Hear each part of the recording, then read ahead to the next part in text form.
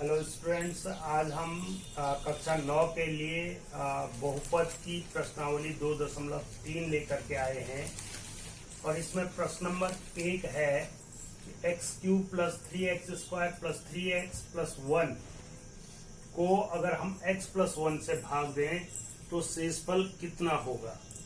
तो यहाँ पर हम एक्चुअल भाग न दे करके शेषफल प्रमेय का प्रयोग करेंगे। शेषफल प्रमेय क्या कहता है कि यदि इससे हम इसको भाग देते हैं तो भागफल वही मिलता है जो x = यहाँ पर -1 रखने पर मिलेगा, क्योंकि x + 1 = 0 तो x = -1 इसमें रखेंगे।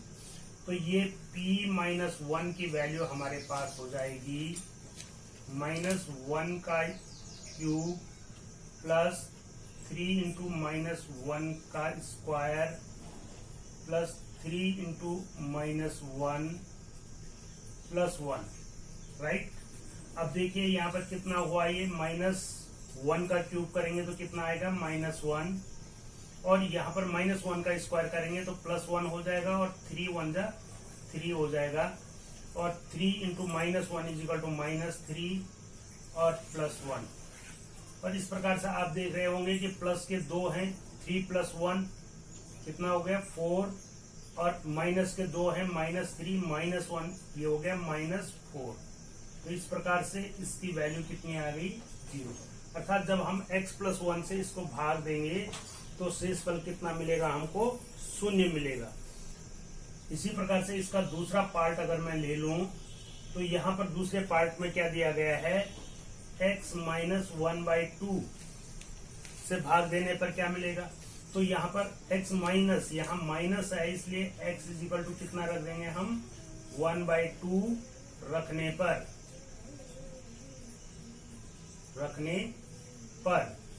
आप समझ पा रहे हैं कि मैं क्या कह रहा हूं। अगर ये x के साथ a है तो a की वैल्यू रखनी है। अब यहाँ पर माइनस है तो प्लस रखना है, और यहाँ पर प्लस है तो माइनस रखना है। अर्थात -1/2 है तो 1/2 रखना है। यहाँ +1 था तो 1 रखना था। तो ये रख करके हम p 1/2 की वैल्यू निकालेंगे तो ये कितने के बराबर हो जाएगा, -1/2 की घात 3 +1/2 की घात 3 × 3 × 1/2 की घात 2 प्लस 3 × 1/2 + 1, ये हो गया। अब इसको सरल करेंगे हम तो कितने के बराबर हमारा आएगा, ये 1 की घात 1 और 2 की घात 3 बराबर 2 × 2 = 4 × 8। यहाँ पर 3 गुणा गए 3/4 हो जाएगा, और धन 3/2 हो जाएगा, धन 1 हो जाएगा। तो ये एक भिन्नात्मक संख्या आ गई और इसका लॉसो हो गया हमारे पास कितने के बराबर, 8 के बराबर, राइट। अब जब 8 लॉसो हो गया तो ये 1 बचा, प्लस 4 × 8 3 × 6, और ये 2 × 8 4 से गुणा किया तो 4 × 12, और ये +8 आ जाएगा। तो 12 × 8 = 20, 6 × 26 = 1 27, 27/8। तो इसका जो शेषफल होगा वो कितने के बराबर होगा, 27/8 के बराबर। तो ये आपका सही आंसर हो गया। इसी प्रकार से इसके आगे के पार्ट को अगर हम करें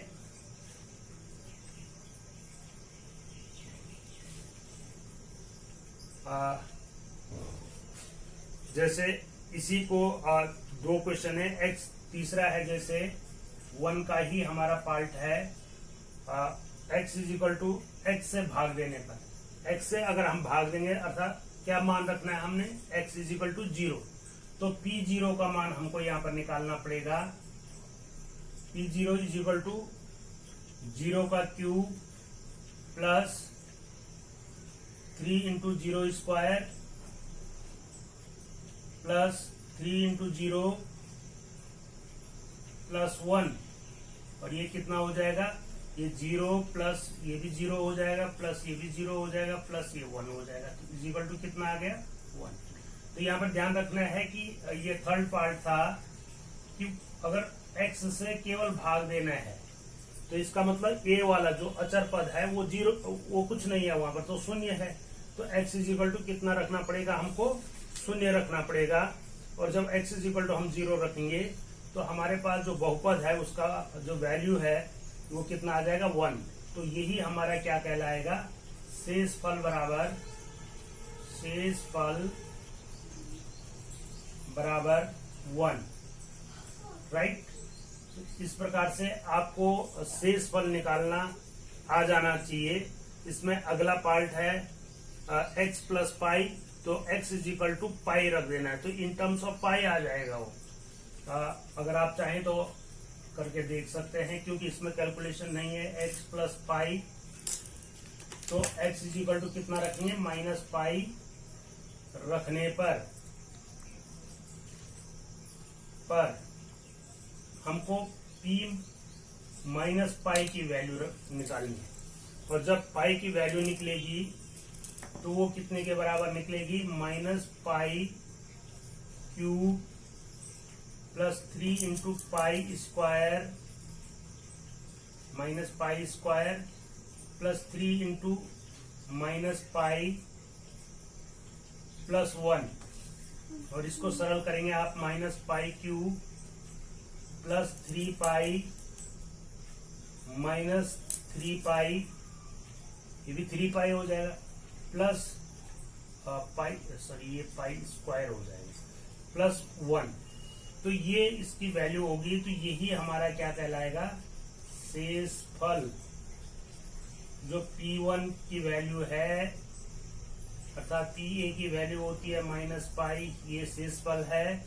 और इसका मान आया minus pi cube plus 3 pi square minus 3 pi plus 1। तो ये आपका आंसर हो गया है। तो इसी प्रकार से जैसे आपके पास क्वेश्चन नंबर 2 है कि x cube minus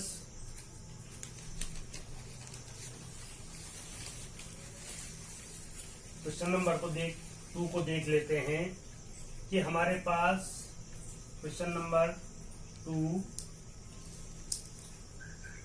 x cube minus ax square plus 6x minus a,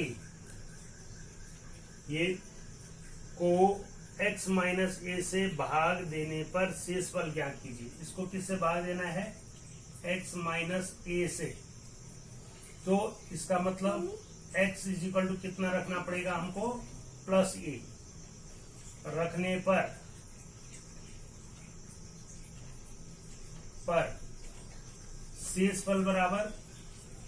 शेषफल बराबर कितना हो जाएगा, पी ए। और पी ए की वैल्यू कितनी होगी, ए क्यूब माइनस ए इंटू ए स्क्वायर प्लस 6 इंटू ए माइनस ए। तो यहाँ पर देखिए आप कितना हो गया आपका, ए क्यूब माइनस ए क्यूब हो गया ये भी, और प्लस 6a में एक ए घट जाएगा तो कितना बचेगा, 5a। और ये आपस में घट जाएंगे तो कितना बचेगा, 5a। तो शेषफल कितना आया हमारा, 5a। तो ये वेरी सिंपल है कि आपको जो फैक्टर दिया गया होगा, जो गुणनखंड दिया गया होगा या जो बहुपद दिया गया होगा, उस बहुपद, आपके पास द्विपदीय बहुपद ही ज्यादा आपको दिया गया होगा, तो पहला चर वाला पद होगा और दूसरा कांस्टेंट पद।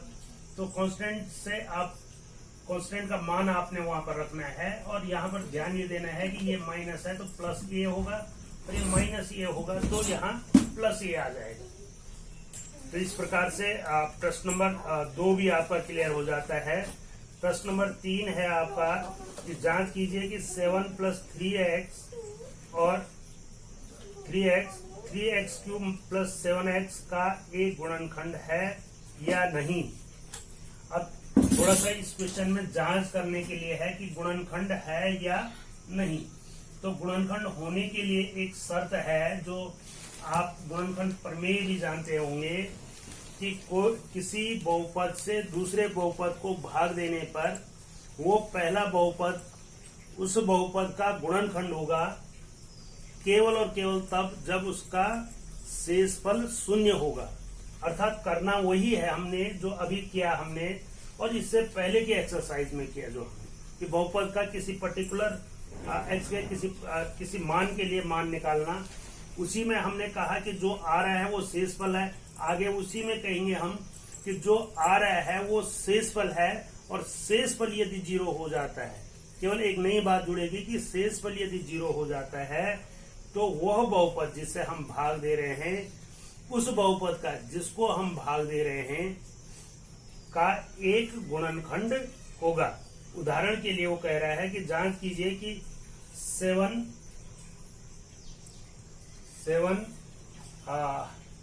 देखिए क्वेश्चन 7 प्लस 3x किसका 3x² 3x³ plus 7x plus 7x ये दो बहुपद हैं और इससे इसको भाग दिया जा रहा है। तो हम यहाँ पर सबसे पहले 3x प्लस 7 इजिकल टू 0 लिख दें। तो 3x इजिकल टू कितना आ गया -7 आ गया। तो x इजिकल टू कितना आ गया -7/3 आ गया। राइट। अब ये x का मान हम इसमें रखेंगे अर्थात p -7/3 का मान निकालेंगे हम। और यदि शेषफल इसमें कुछ ना कुछ तो शेषफल मिलेगा ही, वो 0 भी हो सकता है और कोई नंबर्स भी हो सकता है। अगर वो 0 आ जाएगा तभी हम इसको इसका फैक्टर कहेंगे। अगर वो 0 नहीं आता है तो हम इसको इसका फैक्टर नहीं कहेंगे। अब देखते हैं कि ये हो रहा है कि नहीं हो रहा है। 3 × -7/3 का होल क्यूब प्लस 7 × 7 -7/3। अब इन दोनों का कैलकुलेशन करेंगे। 3 × अब ये माइनस में ही आएगा क्योंकि इसकी विषम घात है। तो ये हो गया 7 × 7 × 7। राइट। अब इसको हम फिर क्या कर दें बटे 3 × 3 × 3 प्लस अब ये दोनों गुणा हैं और माइनस प्लस माइनस का माइनस हो जाएगा 7×7 = 49/3। अब आप यहाँ पर देख रहे होंगे कि इसका मान कितना होगा। इसको अगर हम गुणा करेंगे, तीनों को गुणा करेंगे तो ये गुणनफल क्या नहीं होगा 0 नहीं हो सकता है। वैसे भी आप इसका गुणा करिए 7×7 = 49 और फिर 7 का गुणा कर दीजिए और फिर उसमें 3 का गुणा कर दीजिए। तो हमारे पास जो मान आएगा वो आएगा -343 अपॉन 3 से एक 3 काट दीजिए अपॉन 9 -49/3 और इसको कैलकुलेट करेंगे हम तो ये क्या नहीं आएगा 0 नहीं आएगा। और अगर ये 0 नहीं है तो हम कहेंगे कि ये इसका गुणनखंड नहीं है। गुणनखंड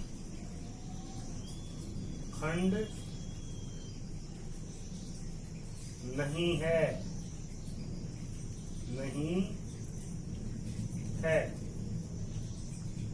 अब समझ गए होंगे गुणनखंड किसका। अगर ये 0 आ जाता तो हम कहते कि ये इसका एक गुणनखंड है, लेकिन अगर ये 0 नहीं आ रहा है तो हम कहेंगे कि ये इसका एक गुणनखंड नहीं है। राइट। तो इस प्रकार से इन क्वेश्चनों को आप करेंगे और इसके बाद की एक्सरसाइज हम आपको अगले वीडियो में देंगे। Thank you. काम करते रहिए, पढ़ते रहिए।